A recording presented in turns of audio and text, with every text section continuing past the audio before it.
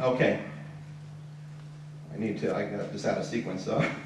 There's evidence that Hurlbut, who was the one who obtained the statements from the conduit witnesses, obtained a copy of manuscript found. There's actually evidence that he did. There are 4 people in or near Kirtland who claimed that Hurlbut showed them copies of manuscript found in late 1833, and they compared it to the Book of Mormon. But Hurlbut gave Howe a copy of manuscript story, the Oberlin manuscript, Hurlbut gave Howe. Now, Howe is the author of Mormonism Unveiled, which comes out in 1834. Hurlbut gives Howe a copy of manuscript story, that's the Oberlin manuscript, that's the other major manuscript that Spalding wrote. But apparently he did not give him a copy of manuscript found. So we don't know what happened to manuscript found. We do know what happened to manuscript story. It ended up at Oberlin College. We have it now, okay? So now I'm going to talk about tracking authors like animals. And here you see some pictures, and it's all right to have animal sightings. If you're out in the woods and someone says, hey, the deer are over there, that's good. That's good. We like witnesses, right? That's fine. That's okay. But there's more. We could get more, right? We also need to be able to recognize the spoor, which until I started studying tracking, I didn't know what spoor was. Spoor is like all the different things that expert trackers can recognize. Displacement in the pebbles even. Little bits of hair here or there. And they recognize that, and they know they're on the right trail when they do that. Okay, and so this one up here, an expert tracker would recognize that as a lion. Say, that's a lion. And these others are 2 different kinds of animal. I can't read the print, so I can't tell you.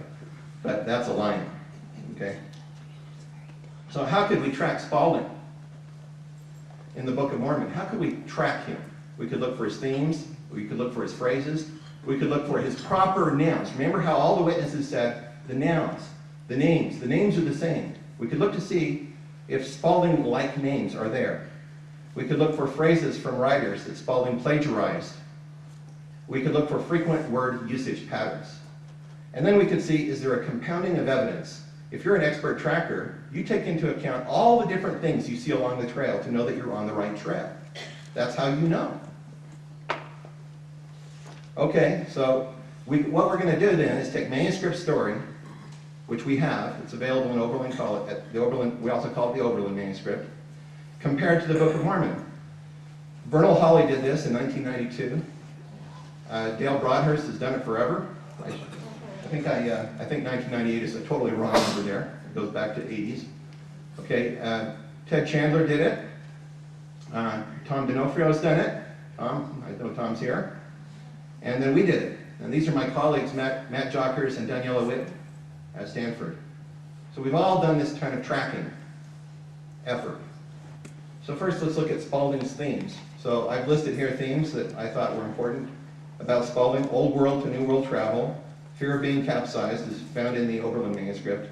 New World horses and elephants, also in the Oberlin manuscript. Race and skin color in the Oberlin manuscript. Division into 2 groups in the Oberlin manuscript. Charges to avoid intermarriage in the Oberlin manuscript. A system of judges in the Oberlin manuscript. And a Messiah-like figure and periods of peace. And then lots of war. And you can plot where those are in the Book of Mormon, those themes. And this is what the pattern looks like. The hot spots are Mosiah, Alma, and Ether. And then we can track phrases, Spalding phrases. Now, Dale Broadhurst has done a huge job doing this, and it's available online. There's some examples of phrases that Dale has found in the Oberlin manuscript and also in the Book of Mormon. I took his phrases and I plotted them. I said, where do they show up in the Book of Mormon? So he's things like, at the head of, march towards the land, overthrow and destruction, band of murderers, determined to conquer, immense slaughter, on and on and on, many more. Where do these phrases show up? Like that. The hot spots, Mosiah, Alma, Ether. Spalding name formation. How would we recognize that? Well, it turns out that if you look at the Oberlin manuscript very closely, and Ted Chandler did that, you find out that there was a way that Spalding constructed names. He would take a root part and then make variants on that root in order to construct all kinds of names. Okay, he did that in the Oberlin manuscript. Does it happen in the Book of Mormon? Okay, let's see where it does.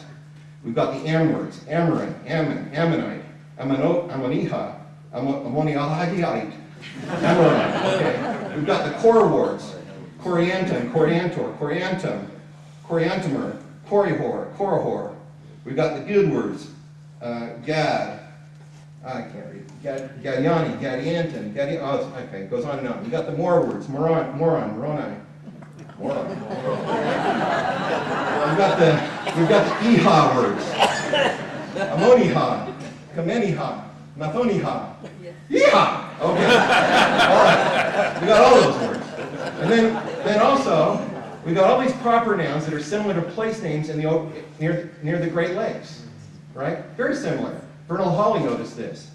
And so here's these places like Ogath, and Alma, and Angola, and Antum, and Boaz, and Comnor, and Ephraim, and all these places. These are places in New England, and they're places in the Book of Mormon. Interesting, huh? Okay, places in Utah. Very good.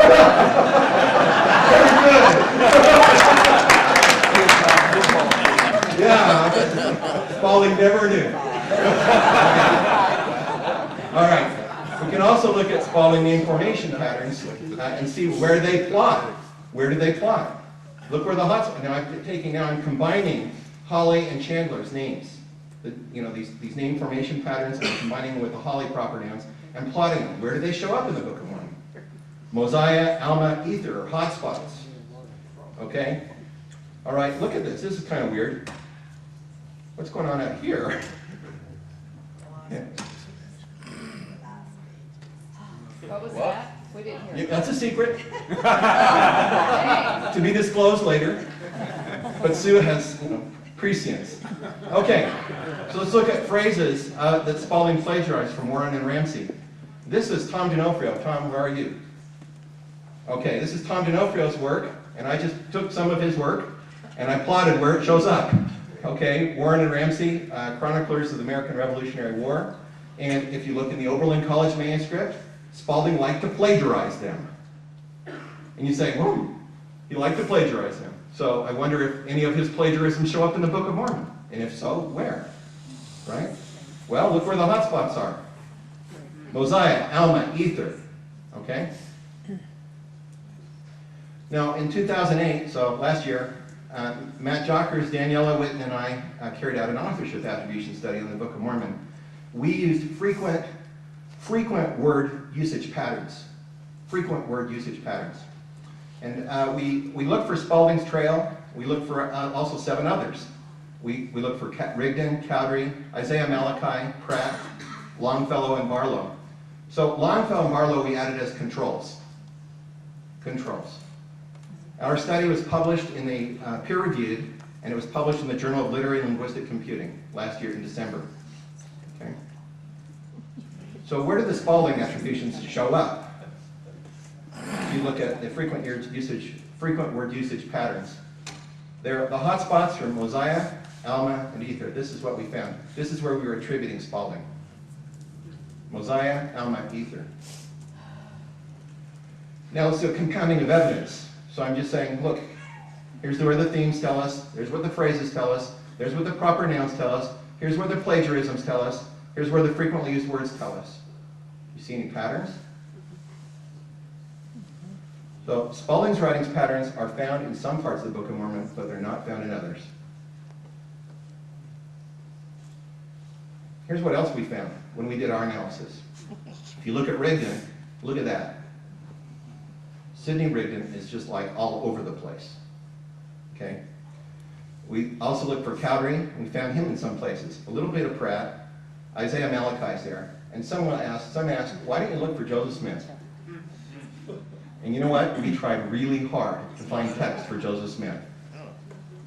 And we could not find anything we knew for sure was his at the time. Now we've done a little more work since then. I'm going to talk about that later. Okay. Parley P. Pratt. Parley P. Pratt. Well, he's asking about the pearly great price. That's another story for another day. I'll hint at it later. Okay, I'll hint at it. Okay. But now, let's look at this. So, Rigdon, Cowdery, Pratt, Isaiah Malachi. And Smith, we couldn't find anything that we knew for sure was his. You know? So that was a problem. And we had a decision to make. Do we go ahead with the analysis with or without anyway, not having a surefire text from Smith, or do we just hold back? And we decided we could test the Spalding-Rigdon theory, at least that. We could at least test that theory, leaving him out. So we did. And the results came back consistent with the Spalding-Rigdon theory.